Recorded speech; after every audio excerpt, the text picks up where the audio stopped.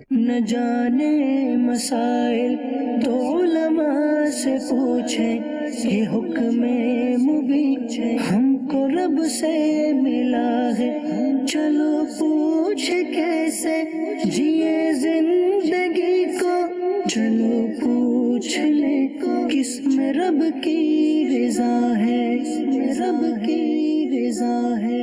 الحمدللہ رب العالمین والصلاة والسلام علی سید الانبیاء والمرسلین، اما بعد فاعوذ باللہ من الشیطان الرجیم، بسم اللہ الرحمن الرحیم۔ الصلاة والسلام علیک یا رسول اللہ وعلی آلک واصحابک یا حبیب اللہ، الصلاة والسلام علیک یا نبی اللہ وعلی آلک واصحابک یا نور اللہ۔ مدنی چینل کے ناظرین، دارالافتاء اہل سنت کے سلسلے میں آپ کو ایک مرتبہ پھر مرحبا کہتے ہیں، خوش آمدید کہتے ہیں۔ آج ہم بات کریں گے اپنے سلسلے کے اندر ایک بہت ہی اہم ٹاپک پر، اور وہ ہے بزنس اینڈ شریعہ۔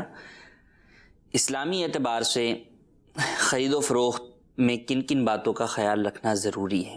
عبادات تو پیورلی جو ہے وہ اسلام کا حصہ ہیں، لیکن اسلام وہ مذہب ہے کہ جو فقط عبادات میں نہیں بلکہ معاملات کے اندر بھی انسان کو دین کی پیروی کا حکم دیتا ہے، کیونکہ ایک انسان کا مقصد، ایک مسلمان کی زندگی کا مقصد جو ہے وہ فقط دنیا داری نہیں ہوتا، بلکہ اگر دنیا داری بھی وہ کرتا ہے تو اس کا مقصد اس دنیا داری سے بھی اللہ کی رضا ہوتی ہے، اپنے اوپر عائد ہونے والے حقوق کی ادائیگی ہوتی ہے، اور دوسرے لوگوں کی مدد کرنا بھی ہوتا ہے۔ تو یوں بہت ساری چیزیں جو ہے وہ ایک مسلمان کی دنیا داری میں شامل ہوتی ہیں۔ اسی لیے اگر ایک مسلمان اچھی نیت کے ساتھ شریعت مطہرہ کے تقاضوں کو پورا کرتے ہوئے، اسلامی تعلیمات پر عمل کرتے ہوئے دنیا داری میں جب قدم رکھتا ہے، معاملات کرتا ہے، تو وہ اس کے اوپر بھی اجر و ثواب کا مستحق ہوتا ہے۔ تاجر کے بارے میں تو احادیث مبارکہ کے اندر بھی کئی فضائل وارد ہوئے، اور تجارت انبیاء اکرام علیہم السلام کی سنت ہے کہ کئی انبیاء اکرام علیہم السلام نے تجارت کا پیشے اختیار فرمائے۔ مگر فی زمانہ سمجھا یہ جاتا ہے کہ جناب دین کا تعلق تو عبادات کے ساتھ ہے، نماز کے ساتھ ہے، روزے کے ساتھ ہے، زکوٰۃ کے ساتھ ہے، حج کے ساتھ ہے۔ جب کاروبار کی بات آئے، جب خرید و فروخت کی بات آئے، جب ٹریڈنگ کی بات آئے، جب بزنس کی بات آئے، تو ہم کہتے ہیں جناب دیکھیں دین کو ایک طرف رکھیں، بزنس کی بات کر لیتے ہیں، بزنس کو جو ہے وہ الگ رکھیں یار، بزنس کو اس کے اندر نہ ملائیں۔ حالانکہ یہ کانسیپٹ سراسر غلط ہے۔ بزنس ہو یا کچھ بھی ہو، زندگی کے کسی بھی شعبے میں آپ کھڑے ہوئے ہیں، آپ کا تعلق دین اسلام کے ساتھ ہے، آپ مسلمان ہیں، لہٰذا آپ کا ہر کام، ہر چیز اللہ اور اس کے رسول کے حکم کے مطابق ہونی چاہیے، اللہ اور اس کے رسول کی رضا والے کاموں کے مطابق ہونی چاہیے، نافرمانی والے کاموں کے مطابق نہیں ہونی چاہیے۔ اور نہ صرف مسلمان بلکہ کوئی بھی انسان اگر زندگی کے اندر حقیقی کامیابی چاہتا ہے تو وہ اسلامی اصولوں سے صرف نظر کرتے ہوئے کامیابی حاصل نہیں کر سکتا۔ آج بزنس اور بہت ساری چیزوں کے اندر ہم بیرون ملک میں بالخصوص غیر مسلموں کی باتوں کو لے کر، ان کے رولز اینڈ ریگولیشنز کو لے کر تعریفیں کر رہے ہوتے ہیں۔ یار وہاں کا بزنس دیکھیں کیا بہترین ہے، وہاں کا آپ دیکھیں، وہاں چیٹنگ نہیں ہوتی، وہاں پر یہ نہیں ہوتا، وہاں دھوکہ نہیں ہوتا، جو بات کہتے ہیں وہی کرتے ہیں، جب کہتے ہیں وہ جبھی پوری کرتے ہیں، جو کہتے ہیں وہی دیتے ہیں۔ یہ ساری بات کہہ کے ہم بڑی جو ہے وہ ان کی تعریفیں کر رہے ہوتے ہیں، حالانکہ ہم اس بات کو بھول چکے ہوتے ہیں کہ آج سے 1400 سال پہلے ہمارے نبی کریم صلی اللہ تعالیٰ علیہ وآلہ وسلم نے ہمیں یہی باتیں سکھائی ہیں، ہمیں انہی باتوں کا درس دیا تھا، مگر ہم نے اپنے اسلاف کے درس کو بھلا دیا، اور آج ہم اس پوزیشن پر آ کر کھڑے ہو گئے ہیں کہ لوگ ہم پر کاروبار کے معاملے میں اعتماد نہیں کر پاتے۔ حالانکہ ایک وہ وقت تھا کہ مسلمان کے اوپر سب سے بڑھ کر اعتماد ہوتا تھا، جی ہاں غیر مسلموں کو بھی مسلمان پر اعتماد ہوا کرتا تھا۔ حضرت سیدنا امام احمد ابن حنبل رضی اللہ تعالیٰ عنہ کے بارے میں پڑھ رہا تھا تو آپ کی سیرت کے بارے میں لکھا ہے کہ آپ کے انتقال پر نہ صرف مسلمان بلکہ شہر کے مجوسی بھی غمزدہ تھے۔ شہر کے مجوسی بھی اپنی چیزوں کا فیصلہ حضرت سیدنا امام احمد بن حنبل سے کروایا کرتے تھے کہ آپ فیصلہ کریں، کیونکہ وہ جانتے تھے کہ یہ اعتماد والی شخصیت ہے، یہ ناانصافی کسی کے ساتھ نہیں ہونی دے گی۔ تو یہ مسلمانوں کا کردار تھا۔ آج بھی وقت کی ضرورت ہے، نہ صرف وقت کی بلکہ ہمارے ایمان کی ضرورت، بلکہ ایمان کا تقاضا یہ ہے کہ ہم اسلامی تعلیمات کو فالو کریں، ان کے اوپر عمل کریں، نہ اس لیے کہ لوگ ہم پر اعتماد کریں بلکہ اس لیے کہ اللہ تبارک و تعالیٰ کے پسندیدہ بندے بن سکیں، اللہ تبارک و تعالیٰ ہم سے خوش ہو سکے، نہ اس لیے کہ ہمارے کاروبار میں برکت ہو، یہ تو ایک ضمنی سی بات ہے، بلکہ اس لیے کہ ہمارے کاروبار کے ذریعے سے کسی مسلمان کو نقصان نہ ہو، کسی کو دھوکہ نہ ہو، کسی کو تکلیف نہ ہو کہ کل کو اللہ تبارک و تعالیٰ کے ہاں کل قیامت میں ہمارا وہ گریبان نہ پکڑ لے، اور پھر اس وقت ہم کس طریقے سے اپنے آپ کو بچا سکیں گے۔ تو اللہ تبارک و تعالیٰ کے خوف سے، اللہ تبارک و تعالیٰ کی رضا کو پانے کے لیے، اس کا پسندیدہ بندہ بننے کے لیے ہمیں اپنی عبادات کو بھی درست کرنا ہے اور اپنے معاملات کو بھی درست کرنا ہے، اپنی ٹریڈنگ کو بھی اچھا کرنا ہے، بزنس کو بھی بہتر کرنا ہے اور شریعت مطہرہ کے اصولوں کے مطابق کرنا ہے۔ اسی ٹاپکس کے اوپر جو ہے وہ بات کریں گے، اور مگر ابتداءً ہم سلسلے میں درود پاک کی فضیلت کو شامل کرتے ہیں۔ چنانچہ نبی رحمت شفیع امت صلی اللہ تعالی علیہ وآلہ وسلم کا فرمان عالی شان ہے کہ حضرت جبرائیل علیہ السلام نے مجھ سے عرض کی کہ رب تعالیٰ فرماتا ہے، اے محمد، کیا تم اس بات پر راضی نہیں کہ تمہارا امتی ایک سلام بھیجے تو میں اس پر 10 سلام بھیجوں؟ صلو علی الحبیب صلی اللہ تعالی علی محمد صلی اللہ علیہ وسلم۔ نبی کریم صلی اللہ تعالی علیہ وآلہ وسلم پر درود پاک پڑھنا ایک مسلمان کے لیے خود سب سے بڑھ کر جو ہے فائدہ مند ہے کہ اللہ تبارک و تعالیٰ اس کے صدقے میں خود اس مسلمان پر کتنی رحمت نازل فرماتا ہے، جیسا کہ آپ نے سماعت کیا۔ آئیے بڑھتے ہیں ہماری کالز کی طرف اور انہیں شامل سلسلہ کرتے ہیں۔ جی، میرا سوال مفتی صاحب سے یہ ہے کہ میں کپڑے کی فیلڈ سے ریلیٹو ہوں اور میں کپڑے کا کام کرتا ہوں۔ بعض اوقات بعض پارٹیاں ایسی میرے پاس آتی ہیں جس کی میں ان کو امپورٹڈ کی ڈیٹو بنا کے دیتا ہوں، جبکہ میں ان کو سارا کام کلیئر بتاتا ہوں کہ جیسے لوکل میں نے کپڑا بنایا اور جس طرح وہ چاہتے ہیں اس کی جاپان کی یا چائنا کی یا جیسی وہ بنانا چاہتے ہیں اس کی ڈیٹو یہیں پیکنگ کر کے میٹیریل میں تیار کر کے ان کو دے دیتا ہوں، جبکہ میری طرف سے ان کو کھلا پتہ ہوتا ہے کہ آیا یہ لوکل کپڑا ہم نے ان سے بنوایا اور لوکل کپڑا ہی لے رہے ہیں۔ اب وہ آگے جا کے امپورٹڈ کر کے بیچ رہے ہیں یا پھر لوکل ہی کر کے بیچتے ہیں، تو اس میں میرے لیے شرعی کیا حکم ہے؟ جی، آج کل بازار کے اندر copy, first copy, second copy, third copy اور پتہ نہیں کتنی کاپیز کی جو ہے وہ بھرمار ہے۔ کپڑے کے اندر بھی جو ہے وہ اسی طرح کاپیز جو ہے وہ چلتی ہیں، ایک برانڈ کی چیز کو یا ایک کوالٹی والی چیز کی جو ہے وہ مختلف کاپیز بنا کر بیچی جاتی ہیں، اور کئی مقامات پر تو بتا کر بیچا جاتا ہے اور کئی جگہوں کے اوپر جیسا کہ انہوں نے بیان کیا کہ بتایا نہیں جاتا۔ مین جو اس کو پیک کرنے والا ہے اسے تو یہ بات معلوم ہوتی ہے اور جو اس سے خریدنے والا ہے ڈیلر ہے اسے بھی معلوم ہے، لیکن آگے جب بازار کے اندر وہ چیز بکتی ہے تو اس کو اوریجنل کہہ کر بیچا جاتا ہے، اور اسی لیے پیکنگ کرنے والا یا اس کو بنانے والا اس کو اس انداز میں بناتا ہے کہ وہ ایز اٹ از اوریجنل جیسی لگے۔ اب یہاں دو باتیں ہیں، آپ نے تو جھوٹ نہیں بولا، آپ نے تو سچ بول کر اسے بیچ دیا، بتا دیا کہ بھئی یہ چیز یہ ہے اور یہ میں آپ کو بیچ رہا ہوں، مگر آپ کی پیکنگ کی وجہ سے آپ کی پیکنگ اس بات کو ظاہر کر رہی ہے کہ یہ چیز اوریجنل ہے اور وہ آپ بنا رہے ہیں، اور آپ کو پتہ ہے کہ مارکیٹ میں جب یہ چیز بیچی جاتی ہے تو اوریجنل کہہ کر بیچی جاتی ہے، تو اس بات سے تو ہرگز کسی کو بھی انکار نہیں ہوگا کہ آپ جو چیز اوریجنل نہیں ہے اسے اوریجنل کہہ کر بیچیں، تو یہ انڈرسٹوڈ سی بات ہے، دھوکہ ہے، چیٹنگ ہے سامنے والے کو، اور اسلام میں دھوکہ دینا مسلمان تو کیا کسی کافر کو بھی جائز نہیں۔ تو جب وہ جائز نہیں ہے تو جو چیز ناجائز ہے اس کے اوپر کسی کی مدد کرنا، ہیلپ کرنا بھی ناجائز ہے۔ میرے پاس کوئی شخص آئے مثال کے طور پر اور کہے کہ مجھے آپ جو ہے وہ ایک اس طرح کا پیپر جو ہے وہ پرنٹ کر کے دے دیجئے کہ جس کے اوپر یوں لکھا ہوا ہو کہ یہ بالکل جو ہے وہ 100% جو ہے وہ اصلی چیز ہے، حالانکہ وہ خود ہی باتوں میں بتا دے کہ یہ اصلی ہے نہیں، لیکن میں تو جو ہے وہ بس یہ بنوا اس طرح ہوں کہ یہ میں آپ کے پاس لایا ہوں، اوریجنل کی مجھے کاپی بنا دیں۔ تو اب کاپی بنانا دو طرح کا ہوگا، ایک تو یہ کہ جناب میں واقعی اسی مٹیریل کی چیز بنا دوں،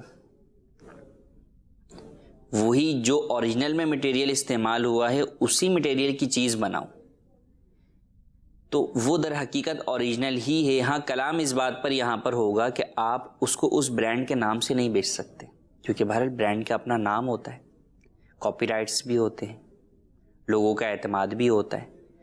تو ریشم کے جس جو ہے وہ دھاگے کا کپڑا بنا ہوا ہے، جس کوالٹی کا بنا ہوا ہے، جو مشینری یوز ہوئی ہے، جو پروسیس ہے، وہ تمام چیزیں سیم ہیں.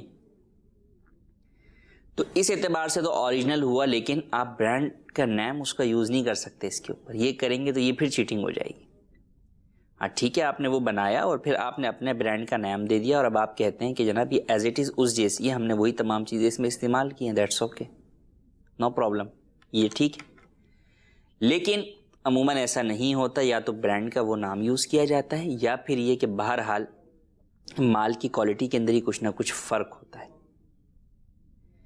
تو یہ چیز دھوکہ دینا ہے، تو اس کے لیے اس کی پیکنگ کو اوریجنل جیسا بنا کر دینا، جبکہ یہ بات واضح معلوم ہے کہ یہ آگے اسی طریقے سے دھوکہ دے کر ہی اس کو اوریجنل کہہ کر ہی بیچا جائے گا. یہ گناہ پر مدد کرنا ہے، اور گناہ پر مدد کرنے کی اسلام اجازت نہیں دیتا. قرآن کریم میں اللہ تبارک و تعالی ارشاد فرماتا ہے وَلَا تَعَاوَنُوا عَلَى الْإِثْمِ وَالْعُدْوَانِ، کہ گناہ اور زیادتی کے کاموں پر ایک دوسرے کی مدد نہ کرو.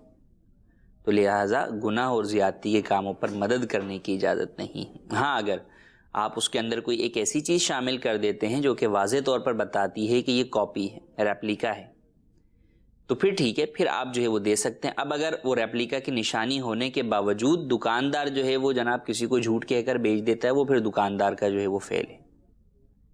لیکن کیونکہ آپ کے بنانے میں جھوٹ نہیں ہے، آپ کی پیکنگ کے اندر، لیبلنگ کے اندر جھوٹ نہیں ہے، بلکہ اس میں اس طرح کی ایک واضح نشانی موجود ہے جس کو جو ہے وہ ہر عام آدمی جو ہے وہ دیکھ سکتا ہے کہ جناب یہ ریپلیکا ہے یا یہ جو ہے وہ کاپی ہے، تو پھر آپ کی پیکنگ میں حرج نہیں ہے. اور ساتھ ہی ساتھ آپ کو چاہیے کہ آپ آگے دکاندار کو، جو بھی آپ کا ڈیلر ہے، اسے بھی یہ ترغیب دیں کہ یار کاروبار کرنا ہے تو جائز طریقے سے کرو، جھوٹ اور دھوکہ دہی سے کرنے کا کیا فائدہ.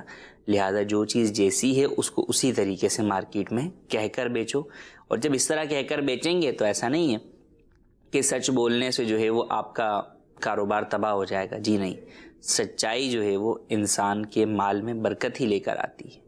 سچ بولیں گے تو انشاءاللہ برکت ہوگی. جی مزید کال. مفتی صاحب سے میرا ایک سوال ہے کہ دوران کاروبار، میرا کاروبار چل رہا ہے، اس دوران اگر میں کاروبار کو بڑھانا چاہوں تو اس کے لیے اگر کسی انویسٹر کو لانا چاہوں تو اس کی شرعی حیثیت کیا ہوگی اور اس کا پرسنٹیج کس طرح طے کریں گے؟ اس کے لیے میری رہنمائی کی جائے اور مجھے اس کے لیے بتایا جائے کہ اس کے کس طرح اس کو میں اپنے ساتھ کاروبار میں شامل کر لوں. جی، کئی دفعہ ایسا ہوتا ہے کہ کاروبار لاس میں جا رہا ہوتا ہے. لوگ چاہتے ہیں کہ یار یہ ٹیمپریری لاس کے اندر جا رہا ہے، اس وقت اگر کوئی انویسٹر مل جائے تو میں لاس سے بچ جاؤں گا. یا بسا اوقات کاروبار کو مزید بڑھانے کے لیے جو ہے وہ انویسٹر کی جو ہے وہ حاجت ہوتی ہے. پھر یہ دو طرح ہوتا ہے، ایک یہ کہ آپ ٹیمپریری طور پر انویسٹر چاہتے ہیں، اور ایک یہ ہے کہ آپ لانگ ٹرم کی بنیاد کے اوپر انویسٹر جو ہے وہ تلاش کر رہے ہوتے ہیں. سب سے پہلے بنیادی بات اس کے اندر یہ ہے کہ آپ کو یہ بات جاننا ضروری ہے کہ جو پارٹنرشپ ہوتی ہے وہ دو طرح کی ہوتی ہے. ایک وہ پارٹنرشپ ہوتی ہے جس کے اندر جو پارٹنرز ہیں دونوں ہی انویسٹرز ہوتے ہیں، دونوں ہی پیسہ لگاتے ہیں اور دونوں ہی کام کرتے ہیں عمومی طور پر. دوسری پارٹنرشپ وہ ہے کہ جس کے اندر ایک انویسٹر ہوتا ہے اور دوسرا ورکنگ پارٹنر ہوتا ہے. ورکنگ پارٹنر کا کچھ پیسہ نہیں ہوتا، بلکہ انویسٹر ورکنگ پارٹنر کو ٹوٹل کیش دے دیتا ہے کہ یہ لو اور یہ جا کے تم اس فیلڈ کے اندر کاروبار کرو، اور جو نفع ہوگا وہ پھر پرسنٹیج کے اعتبار سے ہمارے درمیان تقسیم ہوگا. جو پہلی صورت ہم نے بیان کی اسے شرکت کہتے ہیں، اور جو دوسری صورت ہم نے کہی اسے مداربت کہتے ہیں فقہی اصطلاح کے اندر. جو صورت بات کی گئی تو چلتے کاروبار میں، اب جو شرکت ہے یہ چلتے کاروبار میں جائز نہیں ہے. ایک رننگ بزنس ہے، اس کے اندر آپ چاہیں کسی ایک کو جو ہے وہ انویسٹ کر لیں، یہ نہیں ہو سکتا. اچھا کیوں نہیں ہو سکتا؟ ایک سوال یہ اس لیے نہیں ہو سکتا کہ جب آپ رننگ بزنس کے اندر شرکت کریں گے تو آپ کیا کریں گے؟ آپ اس سے پیسے لیں گے. اب آپ کے پاس تو پیسے ہیں نہیں، آپ کا تو مال ہے دکان کے اندر جو کہ رکھا ہوا ہے، مثال کے طور پہ کپڑے کا مال جو ہے وہ رکھا ہوا ہے. تو پیسہ اور کپڑا مکس نہیں ہوگا. پیسہ پیسہ رہے گا اور کپڑا کپڑا جو ہے وہ رہے گا، کیونکہ ملنے والی چیزیں نہیں ہیں، مکس ہونے والی چیز نہیں ہے۔ مکس ہونے والی چیز وہ ہوتی ہے کہ مکس ہونے کے بعد آپ الگ نہ کر سکیں کہ یہ اس کا ہے اور یہ اس کا ہے، ٹھیک ہے؟ تو لہٰذا جس نے پیسے دیے اس کے پیسے چونکہ آپ کے پیسوں کے ساتھ مکس نہیں ہوئے، تو اب جو اس پیسوں سے جو مال خریدا جائے گا وہ مال اسپیسیفک اسی شخص کا ہوگا جس کے پیسے تھے۔ اب جب وہ مال اسی کا ہوگا تو اس مال کو بیچ کر جو بھی نفع آئے گا وہ بھی اسی کا ہوگا، اور اس مال کو اگر نقصان ہوا تو وہ بھی اسی کا ہوگا، کیونکہ آپ کا اس کے مال کے ساتھ شرکت نہیں ہے۔ شرکت کو سمجھے کہ شرکت جو ہے وہ ایک طریقے سے گویا دو مالوں کا جو ہے وہ آپس میں اس طرح مل جانا ہے کہ دونوں کو جو ہے وہ آپ الگ الگ نہ کر سکیں، جدا نہ کر سکیں۔ مثال کے بعد دو شخص کی ایک شخص کے پاس گندم تھی، دوسرے کے پاس گندم تھی، دونوں گندموں کو آپ نے ملا دیا، دونوں گندموں کو ملا دیا، تو اب اس میں سے الگ تو نہیں کر سکتے کون سا دانہ کس کا ہے۔ یہ ایک شرکت کو آسان سمجھانے کے لیے میں نے عرض کیا۔ تو یوں شرکت ہوتی۔ کیش میں بھی یہی ہے کہ آپ کیش کو جو ہے وہ جب کیش مکس اپ ہو گیا تو اب آپ تو نہیں بتا سکتے کہ جناب یہ نوٹ جو ہے فلاں کا تھا۔ وہ آپ کہیں کہ جناب نوٹ کے نمبر لکھ لیں وہ جدا بات ہے، لیکن ایک اوور آل اگر ہم بات کریں تو آپ اسے الگ نہیں کر سکتے۔ تو اسی لیے کہتے ہیں کہ شرکت جو ہے وہ کیش کے اندر ہوتی ہے، سامان میں شرکت نہیں ہوتی۔ اچھا، اب آگے کی بات کریں کہ چلتے کاروبار میں چونکہ ایک طرف سامان ہوگا ایک طرف کیش ہوگا تو اس لیے شرکت جائز نہیں ہے۔ البتہ اس کا ایک حل موجود ہے۔ وہ حل یہ ہے کہ انویسٹر دکاندار سے جس کا بھی رننگ بزنس چل رہا ہے اس کے مال کو پرسنٹیج میں خرید لے، اس کے مال کو پرسنٹیج میں خرید لے کہ بھئی آپ کا یہ جو کاروبار ہے، یہ جو مال ہے، اس مال میں سے میں نے 25% جو ہے وہ اتنے لاکھ کے بدلے میں خریدا، یوں کر لیا۔ اب اس مال کے اندر 25 اس کا ہو گیا اور اس کے جو پیسے بنتے وہ اس نے اس کو دے دیے، رننگ بزنس چلانے والے کو دے دیے۔ اب وہ چاہے تو اس رننگ بزنس والا شخص جو ہے اس کو جو پیسے ملے ہیں، جو اس کو لاس ہو رہا تھا، اس کو کچھ پیمنٹس پچھلی کرنی تھی، وہ ان پیسوں سے اپنی پیمنٹ کلیئر کر دے، کیونکہ جو شخص شریک ہو رہا ہے اس کا لائبلٹیز کے اندر جو ہے وہ حصہ نہیں ہے، وہ فقط آپ کے مال کے اندر جو ہے وہ حصے دار ہو رہا ہے۔ اب جب جو ٹوٹل مال دکان میں موجود ہے اس کا 25 کا وہ مالک ہو گیا اور 75 کے آپ مالک ہیں، تو یہ کہلاتی ہے شرکت ملک۔ کیا کہلاتی ہے؟ شرکت ملک کہلاتی ہے۔ شرکت ملک یہ ہے کہ ایک چیز کے دو شخص ملکیت کے اعتبار سے مالک ہو جائے۔ جیسے دو شخص مل کے کوئی ایک پلاٹ خرید لیں، دو شخص مل کے کوئی پیسے ملائیں اور مل کر ایک لیپ ٹاپ خرید لیں، تو یہ لیپ ٹاپ دونوں افراد کے درمیان جو ہے وہ شرکت کے اعتبار سے ہوگا اور شرکت ملک کہلائے گی۔ لیکن شرکت ملک میں کاروبار نہیں ہوتا، کاروبار کے لیے آپ کو شرکت عقد کرنی پڑتی ہے، اور شرکت عقد یہ ہے کہ وہ شرکت ملک کے بعد دونوں یہ کہیں کہ ہم دونوں آپس میں شرکت عقد کرتے ہیں۔ شرکت عقد سے مراد یہ کہ ایسی شرکت جس کے ذریعے سے ہم آگے اپنا کاروبار جو ہے وہ کریں گے، اس کو آگے بیچنا چاہتے ہیں۔ تو شرکت ملک میں تو ایک دوسرے کی چیز کو استعمال کرنے کی اجازت نہیں ہوتی، لیکن شرکت جب عقد ہو جاتی ہے تو پھر اسے آگے خریدنے بیچنے کی اجازت ہو جاتی ہے۔ تو جب شرکت عقد کر لیں گے تو اب پھر آگے دونوں اس بزنس کو جو ہے وہ چلا سکتے ہیں اور اس کو بڑھا سکتے ہیں۔ یہاں پر ایک بات عمومی طور پہ یہ ہوتی ہے کہ جو انویسٹرز اس طرح کے درمیان میں آتے ہیں وہ کام نہیں کرنا چاہتے، وہ اپنا کام کر رہے ہوتے ہیں، وہ نہیں چاہتے کہ میں دکان کے اوپر آ کر جو ہے وہ بیٹھوں۔ وہ کہتے ہیں بھائی بزنس تم ہی چلاؤ، میں نے بس پیسہ جو ہے وہ لگا دیا ہے اور مجھے پروفٹ بتا دو کتنا دو گے۔ تو عمومی طور پر یا تو فکس یا ان فکس اس کے اوپر پرسنٹیج نفع کی مقرر کر لی جاتی ہے کہ بھائی اتنا پرسنٹیج ہم تمہیں نفع دیں گے، یا پرسنٹیج میں نہیں کرتے تو ویسے کر لیتے ہیں۔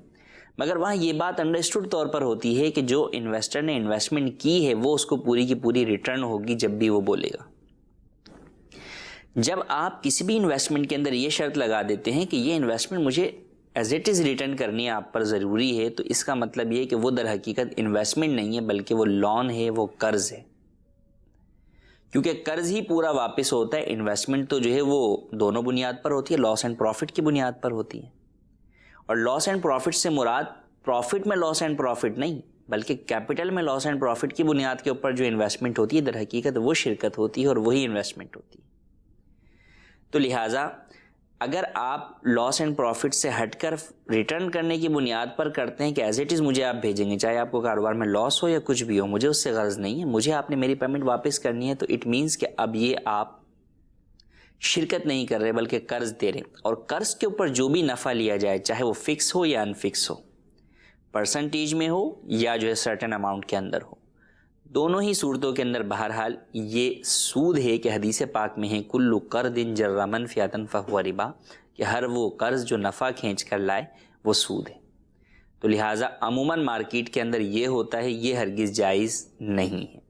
جو ہم نے پہلے بات کی آپ کو رننگ بزنس کے اندر شرکت کرنے کی, شریک کرنے کی, وہ طریقہ اختیار کیا جا سکتا ہے, لیکن یہ طریقہ بھی جو ہم نے آپ کو بیان کیا ہے آپ بھی سمجھ رہے ہوں گے کچھ پیچیدہ سا بھی ہے.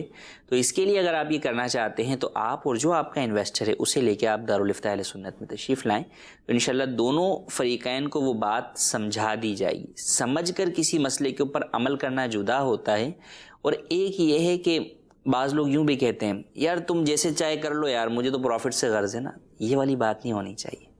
پروفٹ حلال پروفٹ سے غرض ہے, کاروبار حلال کاروبار سے غرض ہونی چاہیے. مسلمان کو ایک حلال پروفٹ سے اور حلال کاروبار سے غرض ہونی چاہیے. تو اس کے لیے دونوں کو جاننا ضروری ہے کہ ہم یہ کر کیا رہے ہیں, کس چیز کے بدلے میں ہمارے پاس یہ پیسہ آ رہا ہے. اطمینان ہونا چاہیے تاکہ بندہ مطمئن ہو کر اس کے اوپر کام کرے اور اپنے اس معاملے کو درست طریقے سے آگے لے کر چل سکے, اور اس کے جو بھی مزید معاملات ہیں ان کے بارے میں بھی اسے آگاہی ہو کہ لاس کی صورت میں میں کتنا برداشت کروں گا, کیا کروں گا, کیسے کروں گا, وہ تمام باتیں واضح ہوں تاکہ بعد میں جھگڑے کا باعث نہ بنے. ایک اور طریقہ اس کا یہ بھی ہو سکتا ہے, مثال کے طور پہ سائل نے, ہمارے محترم نے سوال میں یہ بات کہی کہ بھئی بزنس بڑھانے کے لیے کرتے ہیں, تو اس کی مختلف ایک صورت یہ بھی ہو سکتی ہے. مثال کے طور پہ کسی کے پاس جو ہے وہ کپڑے کی, اگر آپ مارکیٹ کی بات کریں, وہ کاٹن کے اندر ڈیلنگ کرتا تھا, اب وہ چاہتا ہے کہ, یا مردانہ کپڑوں میں ڈیلنگ کرتا ہے, وہ چاہتا ہے کہ اب میں لیڈیز کاروبار میں بھی جو ہے وہ انویسٹ کرنا چاہتا ہوں, لیڈیز کپڑوں کے اندر بھی. تو اب یہ ہو سکتا ہے کہ وہ ان دونوں کاروبار, ایک ہی دکان میں بھلے کاروبار ہو رہے ہیں, ان دونوں کو الگ الگ کر لے, کہ اب یہ جو لیڈیز کپڑے کی خریداری اس کے لیے انویسٹر تلاش کرے, خود اپنی بھی انویسٹمنٹ ڈالے اس کے اندر پیسوں کی صورت میں, اس کی بھی لے, اور یہ دونوں مل کے اس کاروبار کو جو ہے وہ الگ سے کھڑا کریں, اس کا سارا حساب کتاب جو ہے وہ الگ رکھیں. تو یہ ہو سکتا ہے کہ اب یہ چلتا ہوا کاروبار نہیں ہے بلکہ در حقیقت یہ جو کاروبار ہے, جو لیڈیز کپڑوں کا کاروبار ہے, یہ نیا کاروبار ہے, تو اس کے اندر انویسٹمنٹ ہو سکتی ہے. تو یوں ہو سکتا ہے, یوں مختلف اور کیٹیگری بھی ہو سکتی ہے, مگر اس صورت میں بہرحال حساب کتاب آپ کو الگ رکھنا ہوگا دونوں بزنس کا. دونوں بزنس ایک دوسرے کے اندر مرج نہیں ہوں گے. مزید تفصیل اس بارے میں جاننا چاہیں تو آپ دارالفتاح اہل سنت بالمشافہ ملاقات کر سکتے ہیں مفتیان کرام سے, اور اپنے مسائل کا اس بارے میں مزید حل جان سکتے ہیں. جی مزید کال کی طرف بڑھتے ہیں. ہماری کمپنی بنانا چاہ رہے ہیں ہم, تو اس کمپنی کے اندر شریعت کے حساب سے کوئی ایسا ہے کہ ہر بندہ یہ کہے کہ یہ کمپنی جس سے ہم اس کو کچھ پروفٹ جو ہے یعنی جو انکم آئے گی وہ اپنے ملازمین میں اس کو ڈسٹریبیوٹ کرنا چاہتے ہیں, تو شریعت کے روح سے یہ چیزیں بہتر ہیں؟ ذرا یہ بتائیے گا. پروفٹ کے در حقیقت جو مالک ہوتے ہیں وہ آنرز ہوتے ہیں. کئی ملٹی نیشنل کمپنیز کے اندر رولز کے مطابق آپ کو اپنے امپلائیز کو بھی پارٹنر بنانا پڑتا ہے. امپلائی پارٹنر نہیں ہو سکتا اور پارٹنر امپلائی نہیں ہو سکتا. سمپل سی ایک بات تو یہ, کیونکہ جب میں پارٹنر ہوں کسی کاروبار کا تو اب میں اس کا امپلائی نہیں ہو سکتا. میں اپنے ہی کام کے پیسے چارج نہیں کر سکتا, اپنے ہی کام کی سیلری نہیں لے سکتا. میرا اپنا کام ہے, میں خود کر رہا ہوں, میں اپنا ہی کام کر رہا ہوں, تو میں اس کے پیسے نہیں لے سکتا. پروفٹ البتہ میں لے سکتا ہوں. پروفٹ کی پرسنٹیج اپ اینڈ ڈاؤن ہو سکتی ہے کہ دو پارٹنر ہیں, ایک کام کرتا ہے اور ایک کام نہیں کرتا. تو جو کام کرتا ہے وہ اپنی انویسٹمنٹ سے زیادہ پرسنٹیج بھی جو ہے وہ کہ ابتدا میں ہی جب آپس میں ایگریمنٹ ہو رہا ہے اس وقت ہی وہ زیادہ پرسنٹیج کی جو ہے وہ شرط لگا سکتا ہے, یہ جائز ہے. لیکن وہ کہے کہ جناب پرسنٹیج یہ ہے اور اس کے علاوہ مجھے سیلری یہ دی جائے گی, یہ جائز نہیں. اچھا, بعض جگہوں کے اوپر رولز کے مطابق کمپنیز کے لیے یہ لازم ہوتا ہے کہ وہ جناب اپنے پرسنٹیج، اپنے پروفٹ کی اتنی پرسنٹیج جو ہے وہ اپنے امپلائیز کے درمیان ڈسٹریبیوٹ کریں گے. وہ در حقیقت بونس کے طور پر یا موٹیویشن جو ہے بونس کے طور کے اوپر ہوتا ہے، تاکہ کمپنی کے جو امپلائی ہیں وہ کمپنی کے کام کو اپنا کام سمجھ کر محنت سے کریں، دیانتداری کے ساتھ کریں، تاکہ کمپنی جتنا زیادہ پلس میں جائے گی ان کے پروفٹ کی پرسنٹیج بھی اتنی زیادہ بڑھے گی اور ان کو بونس بھی اتنا زیادہ ملے گا. تو اگر اس اعتبار سے ہے کہ وہ بونس کی اس کی حیثیت ہے تو اس میں حرج نہیں ہے، وہ بالکل جو ہے وہ دیا جا سکتا ہے. کئی جگہوں کے اوپر قانون لازم ہے تو وہاں قانونی اعتبار سے بھی اس کی پیروی جو ہے وہ کی جائے گی. جی مزید کال. مفتی صاحب سے سوال یہ ہے کہ شیر، بطخ وغیرہ اس طرح کے کھلونے آتے ہیں کہ ان کے نیچے سیٹ کی لگی ہوتی ہے، جب ان کو دباتے ہیں تو ایک آواز پیدا ہوتی ہے جو ناپسندیدہ بھی ہوتی ہے، تو اس کو بیچ سکتے ہیں؟ اسی طرح بندر جو ڈھول بجاتا ہے اس کو بیچنا اور اسے شو کیس میں رکھ سکتے ہیں یا نہیں؟ ٹوائز کے اندر بہت ساری جگہوں پر فی زمانہ میوزک کے بغیر ٹوائے کا ملنا یہ بہت مشکل ہے اگر آپ بات کریں. تو بہرحال یہ معاملہ محل غور ہے کہ میوزک والے کھلونے بیچنا، یعنی میوزک چلانا، اس کی تو ہرگز اجازت ہی نہیں ہے. اور اگر میوزک نہیں ہے، ویسے ہی بغیر میوزک کے ہی آواز ہے، جانور کی ہی کوئی آواز اس میں سے نکل رہی ہے، تو اس کو بیچنے خریدنے میں تو حرج نہیں ہے، وہ بیچا خریدا جا سکتا ہے بچوں کے لیے ٹوائے کے طور پر.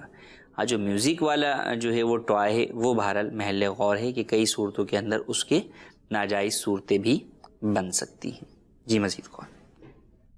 ہمارا مفتی صاحب کی بارگاہ میں 2-3 سوال ہیں. پہلا سوال تو یہ ہے کہ ہمارے علاقے میں زیادہ تر جو چنے کاشت ہوتے ہیں، چنوں کا کاروبار ہوتا ہے، چنے کاشت ہوتے ہیں، جو جس لوگ کے پاس بیج نہیں ہوتا چنوں کا، وہ اس طرح کرتے ہیں کہ آڑتیوں سے چنے لیتے ہیں. وہ آڑتی اس وقت کوئی قیمت اس کی درکار نہیں کرتے، وہ کہتے ہیں جب وہ فرسٹ پوزیشن ہوگی چنوں کی، بعد میں ہم اس کا ریٹ طے کریں گے. جب تقریباً جنوری فروری آتا ہے تو اس وقت وہ ریٹ طے کرتے ہیں، یعنی کہ بہت زیادہ، اور اپنی مرضی کے ساتھ ریٹ طے کرتے ہیں. پھر جب فصل کا موسم آتا ہے پھر وہ وہاں سے لوگوں سے حاصل کرتے ہیں. مفتی صاحب کی بارگاہ میں سوال ہے کہ کیا یہ سود ہے یا جائز ہے؟ دوسری بات یہ ہم پوچھنا چاہتے ہیں کہ ہم ایک ٹریکٹر دیتے ہیں، ٹریکٹر ہم یہ دیتے ہیں، یعنی کہ ٹریکٹر کی قیمت فرض کرو 5 لاکھ ہے، وہ ہم یعنی کہ 0 پوزیشن پر دے رہے ہیں، اس کی قیمت موقع پر ادا نہیں کر رہے، موقع پر اس کی قیمت طے ہو گئی کہ میں نے 2 مہینے یا 4 مہینے یا 5 مہینے بعد آپ سے پیسے لینے ہیں، اور موقع پر ٹریکٹر 5 لاکھ کا ہے، ہم دے رہے ہیں یعنی کہ 6 لاکھ کا، کیا وہ جائز ہے یا ناجائز ہے؟ جی پہلا سوال کہ آپ کسی سے کوئی مال خریدتے ہیں ادھار پر اور اس میں ادھار کی قیمت کو طے نہیں کرتے، بلکہ یہ کہتے ہیں کہ جب مارکیٹ کا ریٹ کھلے گا تو جو ریٹ ہوگا اس حساب سے آپ ادھار کی ادائیگی کریں گے، یہ ہرگز جائز نہیں ہے.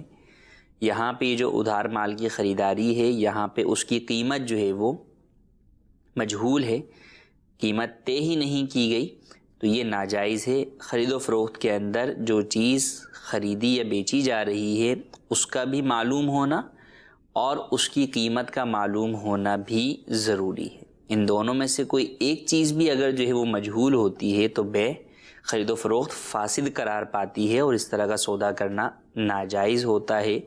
لہٰذا لازم ہے کہ اس کی قیمت طے کریں، چاہے زیادہ طے کروائیں لیکن بہرحال قیمت طے کرنا اس کی ضروری ہے، اور فی الحال ہی اس کی قیمت طے کی جائے گی، کسی اور چیز پر نہیں رکھا جائے گا.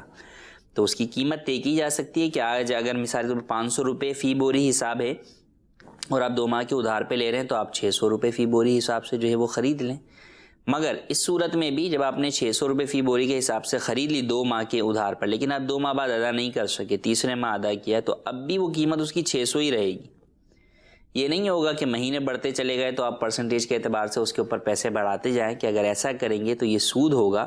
کیونکہ در حقیقت یہ جو قیمت بڑھائی گئی 500 سے 600، یہ اس چیز کی قیمت ہی بڑھانے کی ہم بات کر رہے ہیں. یہ نہیں ہے کہ 500 تو قیمت ہے اور 100 روپے جناب 2 مہینے کے بدلے میں ہے، کیونکہ اگر 100 روپے کو آپ 2 مہینے کے بدلے میں لے لیں گے، ٹائم کے اگینسٹ جو ہے وہ لے لیں گے، تو یہ سود ہو جائے گا. اس کی اسلام میں اجازت نہیں ہے. یہی صورتحال ہمارے دوسرے سوال کے اندر بھی ہے کہ ٹریکٹر 5 کا ہے اور آپ 6 لاکھ روپے ادھار پر خریدتے ہیں کہ اس ٹریکٹر کی قیمت ہی 6 لاکھ روپے طے کر لیتے ہیں تو یہ جائز ہے. لیکن اگر جو ٹائم پیریڈ طے کیا ہے اس سے کچھ لیٹ سویر ہوتی ہے تو اس کی بنیاد کے اوپر آپ اس کی قیمت میں اضافہ مزید نہیں کر سکیں گے بلکہ وہ 6 لاکھ ہی لازم رہیں گے. یوں ہی اس کے علاوہ کوئی اور پینلٹی وغیرہ بھی اس کے اوپر چارج نہیں کر سکتے کہ پینلٹی چارج کرنا اسلام میں حرام ہے. جی مزید کال. میں نے پوچھنا تھا کہ جو کام کرتے ہیں الیکٹریشین یا پلمبر کا جو اگر طے نہیں کرتے تو اس اجرت کو کیا کہیں گے, کیا حرام کہیں گے؟ جی مزید کال. یہ پوچھنا ہے کہ جو یہ بینکوں سے کریڈٹ کارڈ لیا جاتا ہے اس کو 1 مہینے کے بعد وہ پوری پیمنٹ ریٹرن کر دی جاتی ہے, اس پہ کوئی بھی سود نہیں ہوتا, تو اس کے بعد اگر ان کا جو ٹائم پیریڈ ہے اس کے بعد ان کی پیسے بڑھ جاتے ہیں کوئی 1% یا 2%, کیا اس کو استعمال کر لینا چاہیے یا نہیں؟ دوسرا سوال سر میرا یہ ہے کہ جو یہ ٹریڈنگ کریں یعنی کہ کوئی بندہ کسی کو 10 لاکھ دے دے وہ کہے اگر نقصان ہوگا تو وہ آپ کا نہیں ہوگا, جو منافع ہوگا وہ آدھا آدھا ہوگا, کیا یہ سود کے زمرے میں آتا ہے یا نہیں؟ جی پہلا سوال کہ پلمبر یا مختلف جو ریپیئر مینٹیننس کے لوگ ہوتے ہیں یا میکینکس ہوتے ہیں یہ اکثر اوقات جو ہے وہ چیز کی ریٹ طے نہیں کرتے, یا یوں کہہ لیں کہ کئی لوگ نہیں کرتے. اس طریقے سے ہم نے خرید و فروخت میں کہا کہ قیمت معلوم ہونا ضروری ہے, اسی طریقے سے جب آپ ریپیئرنگ کا کوئی کام کرواتے ہیں, آپ اجارے پر کوئی کام کرواتے ہیں, کسی کی سروسز آپ لیتے ہیں تو اس کے اگینسٹ کے اندر آپ کو سروس چارجز بھی فکس کرنا, پہلے سے طے کرنا ضروری ہے. ورنہ یہی ہوتا ہے کہ جب طے نہیں ہوتے تو بعد میں جھگڑا ہوتا ہے. سروس دینے والا کہتا ہے کہ جناب یہ چیز اتنے کی مجھے سروس چارج آپ دیں, جبکہ جس کو سروس دی گئی ہوتی ہے وہ یہ کہتا ہے کہ نہیں یار یہ تو بہت زیادہ تم جو ہے وہ مانگ رہے ہو, اتنے تو نہیں ہونے چاہیے. تو اسی لیے شریعت کہتی ہے کہ مسلمانوں کو آپس میں جھگڑا نہیں کرنا چاہیے. ہر وہ عقد جو کہ جھگڑے کی طرف لے کر جائے گا اس کی اجازت نہیں ہے, لہٰذا پہلے ہی کہہ دیا کہ اس چیز کو آپ طے کر لیں, فکس کر لیجئے. تو پلمبر سے بھی بالکل طے کروایا جائے. کئی دفعہ اس میں یہ بھی ہوتا ہے کہ ان کا یہ کہنا ہوتا ہے کہ جناب یہ جو کام ہے یہ جب کھولیں گے تو پتہ چلے گا کہ اس کے کیا اندر کیا نکلتا ہے, نکلنے کے بعد ہی بتا سکتے ہیں, تو ابھی ہم آپ کو نہیں بتا سکتے. تو اس کا بھی ایک حل ہے. اس کا حل یہ ہے کہ آپ ان سے اس طرح بات کر لیں کہ بھئی دیکھیں اس کو کھولنے کے اتنے ہم جو ہے وہ آپ کو پیسے لیں گے, پھر اس کے بعد جو چیز اندر سے نکلے گی وہ آپ کو بتا کر پھر ہم اگلی اجرت آپ سے پھر طے کریں گے. یہ کئی چیزوں میں ہو سکتا ہے, لیپ ٹاپ ہے, ٹی وی ہے, کیمرے ہیں اور بہت ساری چیزیں الیکٹرانکس آئٹمز ہیں کہ جب وہ آپ نے جناب آف کر کے دے دی کہ جناب پاور ہی نہیں ہے, تو پاور نہیں ہے تو وہ کیا بتائے کہ اندر اس میں کیا مسئلہ ہے. تو اب وہ یہی کہتا ہے کہ بھئی اس کو پہلے میں آن کروں گا, پھر آن کرنے کے بعد دیکھوں گا اس میں اور کیا پرابلم ہے, پھر میں آپ کو پیسے بتاؤں. تو اب آن کرنے تک کی اجرت طے کر لیجئے. اگر وہ واقعی اتنا کام ہے تو اس کی آپ اجرت طے کر لیں, یا وہ یہ کہتا ہے کہ بھئی میں آن تو آپ کو فری میں کر دوں گا, پھر اس کے بعد جو اگلا کام ہے وہ میں دیکھ کر آپ کو بتاؤں گا. تو بہرحال کام سے پہلے جو ہے وہ اس چیز کو طے کر لیا جائے. اور اگر کچھ ایسا کام ہے کہ جس کے ریٹ جو ہے وہ سب کو ہی پتہ ہے, معلوم ہے کہ جناب مارکیٹ میں اس کے یہ ریٹ ہیں, فکس ہیں, تو پھر ٹھیک ہے, وہاں پر جو ہے وہ مزید طے کرنے کی حاجت نہیں ہے کہ انڈرسٹوڈ طور پر جو ہے وہ طے ہیں. لیکن عموماً ایسا ہوتا نہیں ہے, کاریگروں کے اعتبار سے بھی جو ہے ویری کرتا ہے اور مختلف کاموں کے اعتبار سے بھی جو ہے وہ ویری کرتا ہے. تو اس لیے اولاً طے ہی کر ہی کام کروانا چاہیے, اور اسی طرح کام کرنے والوں کو بھی چاہیے کہ اپنی اجرت کو حلال کرنے کے لیے اجرت طے کر کے ہی کام کریں. دوسرا سوال ہمارا کریڈٹ کارڈ سے متعلق ہے. کئی لوگ یہ کہتے ہیں کہ جناب کریڈٹ کارڈ کے اندر ہم بر وقت پیسے ادا کر دیتے ہیں بینک کو, لہٰذا ہمیں انٹرسٹ چارج نہیں ہوتا, تو کیا یہ جائز ہے؟ جی نہیں, یہ آپ کو اب بھی جائز نہیں ہے. وجہ یہ ہے کہ آپ جب ایگریمنٹ کرتے ہیں تو اس وقت آپ اس بات کو ایکسیپٹ کرتے ہیں کہ اگر پیمنٹ لیٹ ہوئی تو میں سود ادا کروں گا, انٹرسٹ پے کروں گا. یہ ایگریمنٹ کرنا ہی آپ کا جائز نہیں ہے کہ سود کی ادائیگی کا معاہدہ کرنا, ایگریمنٹ کرنا ہی حرام ہے. تو لہٰذا اگرچہ آپ سود لازم ہونے کا ٹائم نہیں آنے دیتے, لیکن جو ایگریمنٹ ہے آپ کا, اس ایگریمنٹ کی بنیاد پر آپ کا کریڈٹ کارڈ بنوانا ہی جائز نہیں ہے. لہٰذا اگر کسی نے بنوایا ہے تو لازم ہے کہ اللہ عز و جل کی بارگاہ میں سچی توبہ بھی کرے اور اس کو فوری طور پر ختم کروا دے. اور اگر پچھلی دفعہ میں کئی دفعہ سود بھی ادا کیا ہے تو اس کی بھی اللہ عز و جل کی بارگاہ میں سچی توبہ کرے۔ دوسرا سوال ہمارا یہ ہے کہ کوئی شخص کسی کے ساتھ کاروبار کرتا ہے کہ کام تم کرو، انویسٹ میں کروں گا، نقصان میرا ہوگا اور جو پروفٹ ہوگا وہ ہم دونوں کے درمیان تقسیم ہوگا، تو یہ کیا ہے؟ یہ جائز ہے یہ طریقہ کار؟ یہ مداربت ہے کہ ایک طرف ورکنگ پارٹنر ہے اور ایک طرف سلیپنگ پارٹنر ہے۔ اس میں شرط یہ ہے کہ سلیپنگ پارٹنر کام نہیں دیتا اسے، سلیپنگ پارٹنر اس کو دکان سجا کر نہیں دیتا، بلکہ مداربت میں شرط یہ ہے کہ آپ کیش دیں گے، کام وہ کرے گا، مال خریدے گا بھی وہی اور آگے بیچے گا بھی وہی، اس سے بزنس بھی وہی کرے گا۔ تو آپ اسے کیش دے دیجئے کہ یہ لیں جناب 10 لاکھ روپے، اس سے آپ کپڑے کا کاروبار کیجئے اور مردانہ کپڑوں کا ہی کاروبار کیجئے، ادھار پہ نہیں کیجئے، کیش پر ہی کیجئے، ٹھیک ہے؟ تو یوں یا انسائڈ سٹی کیجئے، آؤٹ آف سٹی نہ کیجئے گا، یوں مختلف شرطیں تو آپ لگا کے اسے باؤنڈ کر سکتے ہیں، لیکن آپ جو ہے وہ کیش دیں گے، وہ خود ہی مال خریدے گا اور پھر خود ہی جو ہے وہ بیچے گا، اور اس میں جو نفع ہوگا وہ پرسنٹیج جو بھی آپس میں طے کر لیں، اور اگر نقصان ہوگا تو اولاً اس میں یہ دیکھا جائے گا کہ وہ نقصان جو ہے وہ پروفٹ سے ہی اگر پورا ہو رہا ہے تو اس کو پروفٹ سے جو ہے وہ پورا کیا جائے گا، اور جب پروفٹ سے پورا ہوگا تو اس کو دونوں کو ہی برداشت کرنا ہوگا، ورکنگ پارٹنر کو بھی اور سلیپنگ پارٹنر کو بھی۔ لیکن اگر وہ نقصان بڑھتے بڑھتے کیپٹل کی طرف بڑھے گا تو پھر کیپٹل کو ہونے والا نقصان جو ہے وہ انویسٹر کو برداشت کرنا ہوگا، وہ ورکنگ پارٹنر پر نہیں ڈالا جا سکتا۔ کچھ میسیجز بھی ہیں، ہم انہیں بھی جو ہے وہ شامل کرتے ہیں۔ ایک سوال یہ ہے کہ حالت احرام میں خوشبو لگانا جائز ہے یا نہیں؟ حالت احرام میں خوشبو لگانا جائز نہیں ہے، ہرگز اجازت نہیں ہے، بلکہ کئی صورتوں کے اندر اس کی وجہ سے دم بھی لازم آتا ہے۔ ایک سوال یہ ہے کہ جمعے کی نماز کے بارے میں معلوم بتا دیجئے کہ خواتین کون سی نماز پڑھیں جمعے کو؟